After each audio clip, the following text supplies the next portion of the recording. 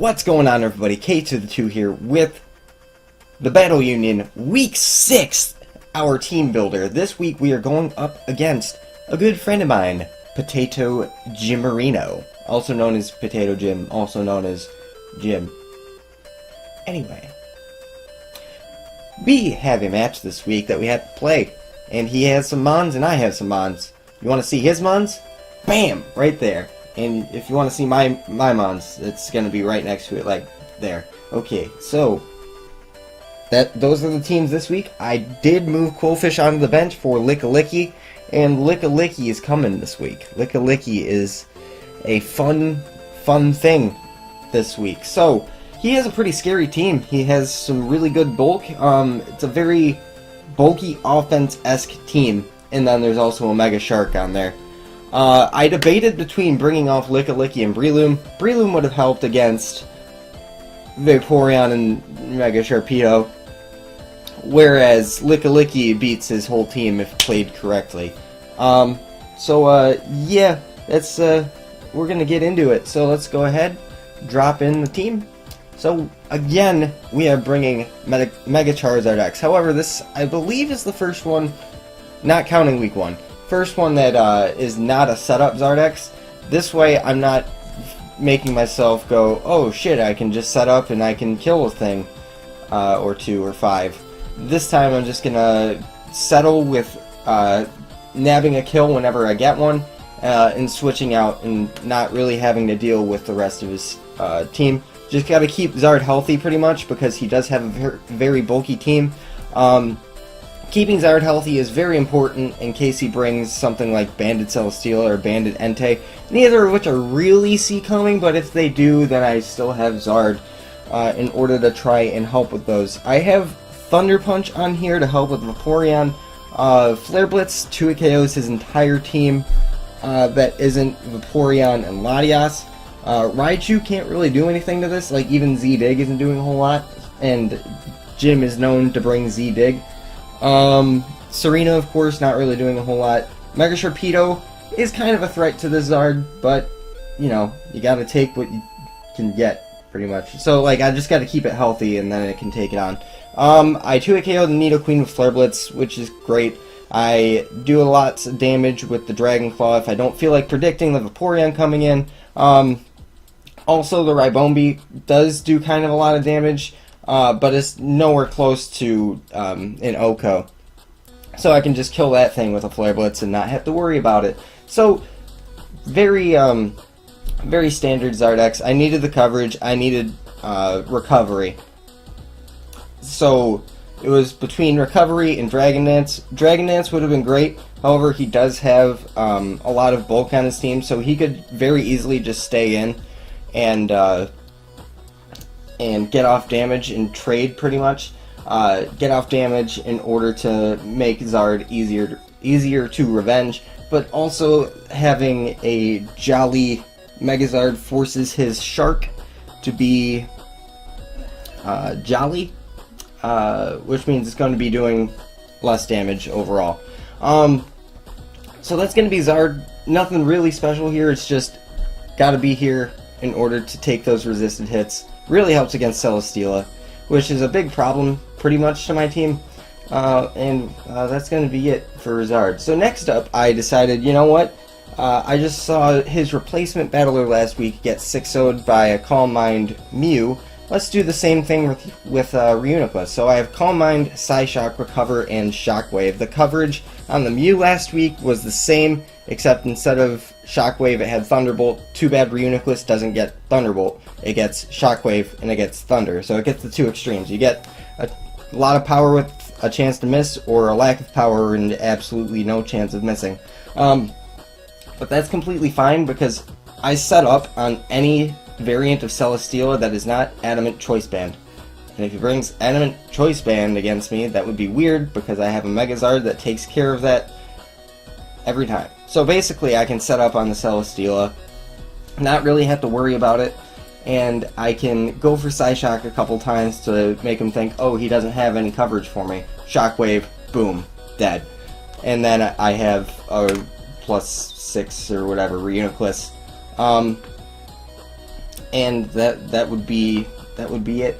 So basically, just it destroys this whole team if you look at it, because I am physically defensive. A modest life form Nidoqueen is kind of a threat to me, and it can 2-hit KO this Reuniclus. However, it can't if I run, or if I come in and set up a Calm Mind in front of it. That way it can't 2-hit KO me unless he gets a crit, and then everything's fucked. So that's going to be Reuniclus this week. Ribombi could be a very nice stop to it, I guess. If he's like Quiver Dance and then Pollen Puff or Bug Buzz, whatever. I think Bug Buzz is a little bit better in League format because it lowers Spadef. Yeah, whatever. So, that's going to be Reuniclus. If it comes down to it, I have a very slim chance to live a naive crunch. We're going to say naive because I'm expecting like Hidden Power Fire in order to hit Ferrothorn as well.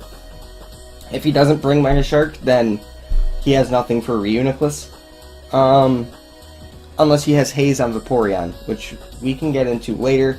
Yeah, that's going to be Reuniclus, really. That's going to be it. Nothing else to really say about it. We're bringing Shockwave. I considered, actually, one last thing. I did consider bringing Hidden Power Electric on it, so then he wouldn't know what super effective Hidden Power I went for. Maybe it was Fire, maybe it was Electric.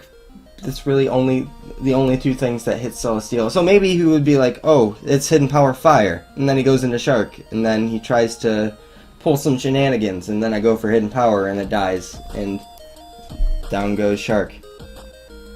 So yeah, that's going to be Reuniclus. Next up, I decided, you know what, I need something for Mega Shark, because if there's only one thing on his team that deals with Reuniclus, and it's Mega Shark, I should probably bring something for that Mega Shark. Now, if Mega Shark doesn't come, Ferrothorn can still be useful, don't get me wrong. I'm bringing this specific spread with T-Wave, Leaf Seed Protect, and Power Whip. I can T-Wave everything, which is really nice. I can T-Wave an incoming Celesteela, which would probably want to take advantage of Ferrothorn. I can Leech Seed whatever wants to come in. T-Waving Vaporeon would be very nice. T-Waving Entei would be very nice. Leech Seed Protect just to get my health up.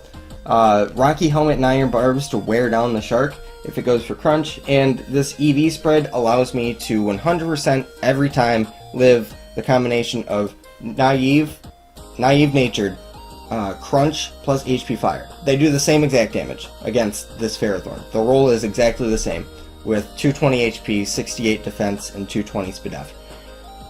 Even if he lowers the amount of attack that he has and puts it in the special attack, again, it's going to not be a 2-hit KO unless he goes straight for Hidden Power Fire on the switch-in. So that's going to be Ferrothorn. Nidoqueen could be a problem to this, which is why I kind of want to lean more towards Leech Seeding on the first time that I come in with Ferrothorn. I don't have rocks on this. I do have rocks on Crocodile. God damn it. Stupid ass controller. Interrupting my train of thought. So, yeah, Ferrothorn is really only here for Mega Shark. And if it comes down to it, I also have Megazard at full health, hopefully, that can take it on. I have Lickalicky still there in the back that we have yet to talk about for Mega Shark. So, basically the plan is win with Reuniclus and also bring it in early game to try and force in the Shark. Then come in with Ferrothorn, make him go for Crunch, make him take all that extra damage that he needs to take. And the rule with Mega Shark is that he does get one speed boost. However, he would be wasting it if he switches out against this Ferrothorn, which is why Leech Seed and Protect really helps, especially with Rocky Helmet and Iron Barbs, because by the end of it, he will have taken 3 hits, potentially, of Rocky Helmet and Iron Barbs, because of the Leech Seed recovery and him going for Crunch a couple times. If he does go for HP Fire, then that's also fine, because I can switch around that. I can Protect to Scout for it. Doesn't really matter. So that's going to be Ferrothorn. I feel like I've talked enough about it. One more thing, Serena could be a really good switch into this, but T-waving that also is very nice. I decided as my attack as well, I was debating between Power Whip and Iron Head, not Gyro Ball, because Gyro Ball plus T-Wave is not a good set, but Iron Head would have helped against the Ribombi. However, T-waving that, very nice, because then Zard can outspeed it. Leech Seeding it, also very nice. So that's going to be Ferrothorn. We're done. Next up, I wanted a reliable spinner. It also helps with Entei. It also kills Nidoqueen, which is a huge problem against my team. A max HP, modest life orb Nidoqueen is kind of what I'm expecting. And he might think, oh, he can't kill me with anything with his Starmie. I'm going to leave it in and try and get off damage against it. And then I go for Hydro Vortex and absolutely 100% kill it every time. Because the absolute min roll at level 50, I believe, is 101 with a Z Scald against a max HP Nidoqueen. And then I have Rapid Spin, Toxic, and Recover. Toxic is there to take advantage of a couple of things. First off, it's to help with Latias, because Latias could be a problem against my team. It not really necessarily a problem, but it could be annoying more than anything. The fact that I have Crocodile might make him afraid of it, but also it helps knowing that he would probably be Reflect type if he does bring it. That's kind of what I'm expecting. And if he is bringing Reflect type, then at least I can Scald that and get super effective damage against it. I can Toxic it and start wearing it down. There's a lot of different things going into the factor here. So I have enough speed, of course. I have enough speed for the max speed Timid Latias to get off a Toxic against it. Against Vaporeon, this is very important as well. Vaporeon, if it has Haze, like I am expecting, will have probably Wish Protect, Haze, and Scald, because that just is pretty good against my team. And if he doesn't have Haze, he probably has Toxic, and then Starmie has Natural Cure and Recover, which can take advantage of that. Scald, of course, isn't going to do a whole lot to Starmie from Vaporeon, and, you know, that's really it for Starmie. I just wanted a reliable spinner. We're going to be max defense. Also really helps with Entei, because Banded Entei can't even do a KO this thing, which is very nice, so then I can get off some good damage with Scald, especially if I get rocks up. Keeping rocks off the field is going to be very nice. Also, if he does bring T-Spikes, would be kind of weird, but it's a possibility. If he brings T-Spikes on his Nidoqueen, then I can spin those away, or like not really care about them, because I do have Reuniclus, I do have Ferrothorn, and I do have the Starmie, that I can use all three of those to play around T-Spikes in the mid to late game, especially Reuniclus, because it would like to get Toxic, so it's not like randomly paralyzed for some reason. So that's gonna be Starmie. That's all I really got to say about it. So yeah, that's gonna be Starmie.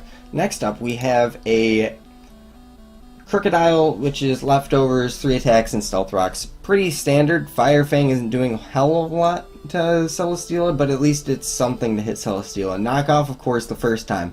Knockoff is really good against his entire team, because everything bar Mega Shark that comes in really appreciates its item. Serena, of course, could be a problem. However, I do have Charizard for that. You might be thinking, oh, he has Ferrothorn, he's going to go into that. I'll click High Jump Kick, because that also hits Crocodile. That's fine, because I have Zard. I can resist it. I can roost off whatever damage it goes for, whatever hits it tries to go for. I can potentially get up rocks. He's going to have to spin them away. Yada, yada, yada. So, that's going to be Crocodile. Again, Ribombi could be a thing. Like, you're seeing a theme here, Ribombi, Ribombi, Ribombi. But the plan is, well, really the plan is just get in with Ferrothorn against it, get off a Leech, get off a T-Wave, and then it's dealt with. If he tries to pass, then I can T-Wave whatever comes in, I can Leech Seed that, whatever. T-Waving Ribombi also helps with Zard. Zard can live whatever it goes for and then kill with Flare Blitz, which is fine. So, having all these things that are weak to Ribombi is not that big of a deal. Mega Shark could be a problem to this thing as well. However, he's not going to switch it in, and it forces him to pretty much go for Waterfall, which Ferrothorn can take advantage of as well and get off some contact damage with the Rocky Helmet. And that's going to be it for Crocodile. We have the leftovers. I was thinking about running Firium Z, but I do already have the Waterium Z on Starmie, so that would be kind of a wasted item. And leftovers just helps pretty much. I am running speed on this. It's the same exact speed on Zard. I'm running speed in order to outpace an Adamant max speed Entei, because then he'd have to have E-speed. If he is Jolly, then he'll outspeed us anyway, so there's no point. So that's gonna be it for Crocodile. And lastly, we have Lickilicky, which is going to be our answer to Entei. I'm kind of expecting Entei, and I'm kind of expecting him to bring Sacred Fire, because he realizes, oh crap, I don't have a whole lot for Lickilicky. And this, like, if he gets up a T-Spike, I can go into it, and then I'm poisoned, which is less than ideal, because then I'm not burned, and, like, I'll be taking more damage at the end of the turn instead of being back to where it was. But that's fine, because I do have the Facade to take care of it. I have Sword Stance, and I have this amount of speed, that way I can outspeed Vaporeon and 2-hit KO it before it's able to get off a Haze. Very important. Especially if I get in with Starmie and I can Toxic it before coming back in with Lickilicky. Lickilicky can live Sacred Fires from Entei pretty much no problem. And if I get burned, that's like what I want, because then I can Sword Stance, and like this Lickilicky can even beat Celesteela 1v1. Unless, again, like I said, it's banded Celesteela, which would be weird against a team with a Crocodile, with a Ferrothorn, with a Zard X. So, there's that. There's really nothing on his team that can come in and threaten Lickilicky, because I am running physically defensive. Mega Sharpedo isn't really even a problem. Serena, not really a problem. He could have Trop Kick, that's fine, but I do have switch-ins to Serena if things start to get hairy. Ribombi does absolute jack all. Latias can't even set up on it, because I have the Facade, because I have Sword Stance. Celesteela, I beat because I am Sword Stance and he doesn't really get too much recovery unless he has Leech Seed, which would be completely fine because I have a couple things to take advantage of that in Ferrothorn and Reuniclus. And every time Celesteela comes in, I can go into Reuniclus. And if Mega Shark is already gone, then we set the plan in motion, start sweeping with Reuniclus. So as you can see, we got a team. Like, it's not just like last week, oh, let's bring Sword Dance Zardex and destroy some souls. This is a full team that's going to help everybody. Everybody has a role on this team, and it really is going to come into play this week, I feel like. So that is going to be it, I think. There's not really much else I need to go over. So yeah, that's going to be it. Thank you guys so much for watching, and I will see you guys next time.